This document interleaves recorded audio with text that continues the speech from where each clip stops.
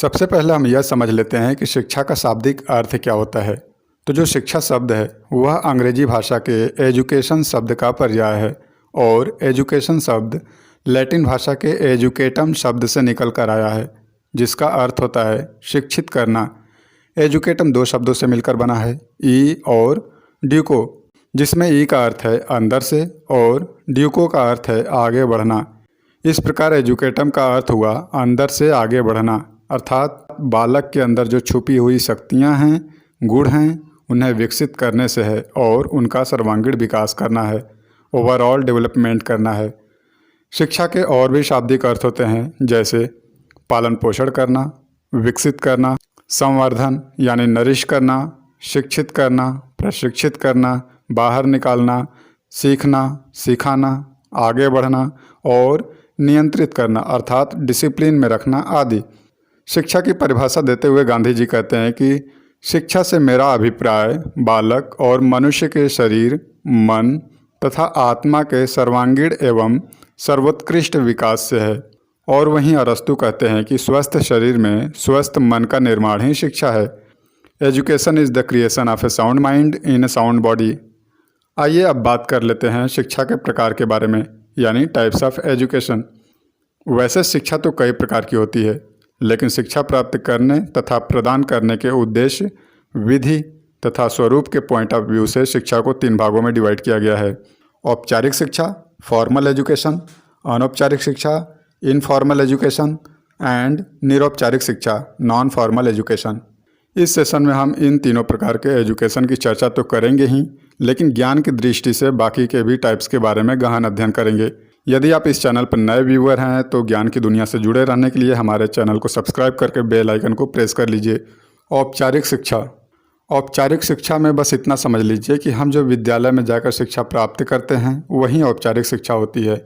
यह शिक्षा हमें नियमित रूप से पूरी प्लानिंग और ऑर्गेनाइज्ड तरीके से प्रदान की जाती है। कितने बजे से कितने बजे तक स्कूल में पढ़ाई होगी, एक पीरियड कितने समय का होगा, क्या क्या सब्जेक्ट पढ़ने होंगे, एग्ज़ाम कब होगा आदि पूरी प्लानिंग रहती है।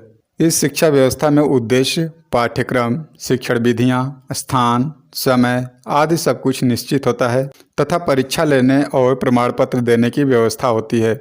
इस प्रकार शिक्षा द्वारा व्यक्ति के ज्ञान एवं कौशल का विकास होता है।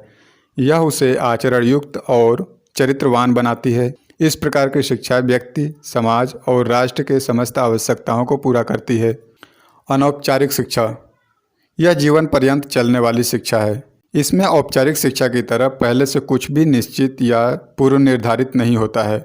यह शिक्षा कहीं भी अनायास, आकस्मिक और स्वाभाविक रूप से प्राप्त होती है। बालक इसे अपने माता पिता से, भाई बहन से, आस पड़ोस के लोगों से, दोस्तों से, सार्वजनिक स्थानों पर उठते बैठते, खेलते कूदते, बातचीत करके भी प्राप्त कर सकता है। यह शिक्षा व्यक्ति के व्यवहार और आचरण में सुधार करके उसको भावी जीवन के लिए तैयार करती है। साइकोलॉजिस्ट भी इस बात को मानते हैं कि अनौपचारिक शिक्षा का व्यक्ति के जीवन में बहुत बड़ा महत्व है। अनौपचारिक शिक्षा से ही बालक भाषा, सभ्यता, आचरण और संस्कृति का ज्ञान सीखता है। निरौपचारिक शिक्षा। निरौपचारिक शिक्षा को औपचारिक शिक्षा और अनौपचारिक शिक्षा के बीच का मार्ग कहा जाता है। यह एक लचीली शिक्षण पद्धति है जिसमें उद्देश्य, पाठ्यक्रम और शिक्षण विधियां प्रायः निश्चित होते हुए भी वे औपचारिक शिक्षा की तरह कठोर नहीं होते हैं। इनके अलावा विद्यार्थी कई क्षेत्रों में पूर्ण रूप से नियंत्रित होते हैं तो कई क्षेत्रों में पूर्ण रूप से अनियंत्रित भी होते हैं। निरौपचारिक शिक्षा का सबसे अच्छा उदाहरण है डिस्टेंस लर्निंग, इग्नू। इग्नू में पढ़ने वाले छात्रों के उद्देश्य, पाठ्यक्रम और शिक्षण विधियां पहले से ही निश्चित होते हैं, लेकिन वे औपचारिक शिक्षा की तरह 75% अटेंडेंस जैसा कंपलसरी कुछ नहीं होता। वे घर बैठे पढ़ाई कर सकते हैं, रेडियो, टेलीविज़न आदि के माध्यम से भी। इसमें भी परीक्षाएं होती हैं, लेकिन ऐसा नहीं है कि वह किसी कारणवश वे परीक्षा नहीं दे पाएँ तो फेल हो गए। जी नहीं, इसमें आपको चांस मिलता है दोबारा परीक्षा देकर पास होने का। डिस्टेंस लर्निंग यानी दूरस्थ शिक्षा के अलावा प्रौढ़ शिक्षा भी निरौपचारिक शिक्षा के ही अंतर्गत आती है। निरौपचारिक शिक्षा का सबसे बड़ा महत्व यह है कि यह व्यक्ति को केवल विभिन्न विषयों का सैद्धांतिक और पुस्तकी ज्ञान ही नहीं कराता, बल्कि इसके साथ साथ व्यवहारिक ज्ञान भी प्रदान करता है जो उनके वास्तविक जीवन के लिए उपयोगी हो। निरौपचारिक शिक्षा लोगों को न केवल साक्षर बनाती है बल्कि उन्हें विभिन्न कार्यों के कौशलों से युक्त बनाती है। दुर्गम, जटिल और दूरस्थ स्थानों पर रहने वालों के लिए औपचारिक शिक्षा ग्रहण करना संभव नहीं है। अतः निरौपचारिक शिक्षा ऐसे लोगों व क्षेत्रों के लिए बहुत लाभप्रद है। प्रत्यक्ष एवं अप्रत्यक्ष शिक्षा। प्रत्यक्ष शिक्षा। प्रत्यक्ष शिक्षा में शिक्षक व बालक आमने सामने बैठकर निश्चित योजना के अनुसार विचारों का आदान प्रदान करते हैं। इसमें शिक्षक बालक को अपने ज्ञान, आचरण, विचार, दर्शन और व्यवहार से प्रभावित करता है।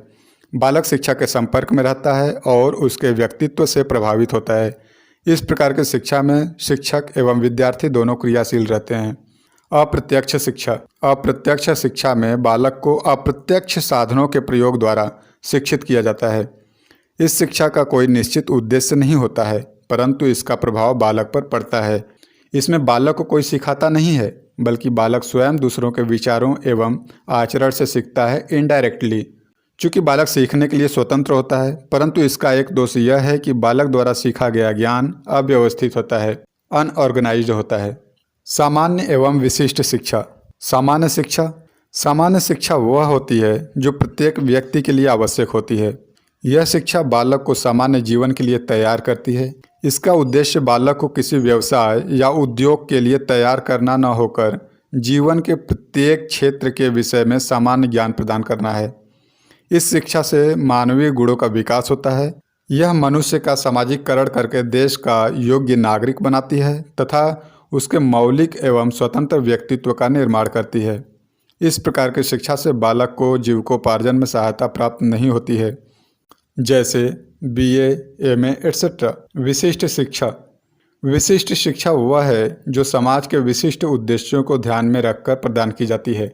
इसके द्वारा मनुष्य को किसी विशिष्ट कार्य या व्यवसाय के लिए तैयार किया जाता है, जैसे MBA, MCA, ITI, polytechnic etcetera.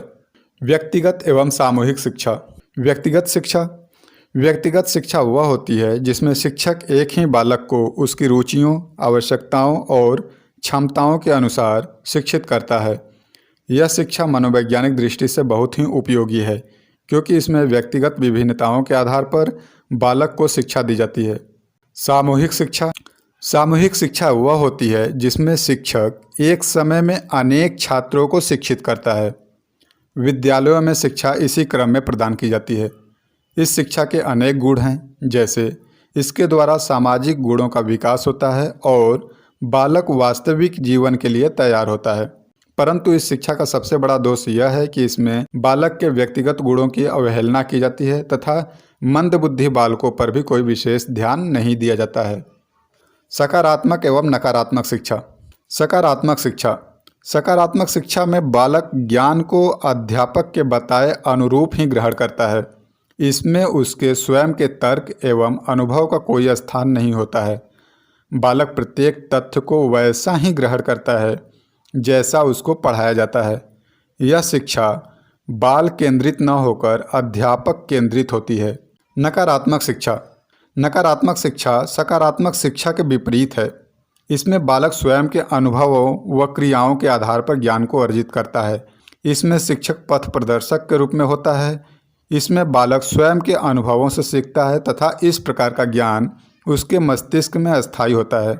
यह बात मेरे को नहीं पची कि यह सकारात्मक शिक्षा कैसे हो सकती है जिसमें बालक वही पढ़ेगा जो अध्यापक उसे पढ़ाएगा। इसमें बालक अध्यापक से न कोई तर्क वितर्क कर सकता है और न ही अपने अनुभव को स्थान दे सकता है। केवल आंख मूंदकर अध्यापक के बताए मार्ग पर चल सकता है, अंधभक्त की तरह। और जिसमें बालक अपने स्वयं के अनुभवों और क्रियाओं के आधार पर ज्ञान को अर्जित करता है या सीखता है और शिक्षक उसे केवल गाइड करता है, सही मार्गदर्शन देता है, वह शिक्षा नकारात्मक कैसे हो सकती है? कहीं यह शिक्षा व्यवस्था द्रोणाचार्य जैसे महान गुरु के हिसाब से तो नहीं बनी ना, जिसने एकलव्य जैसे महान शिष्य का अंगूठा ही मांग लिया दक्षिणा में।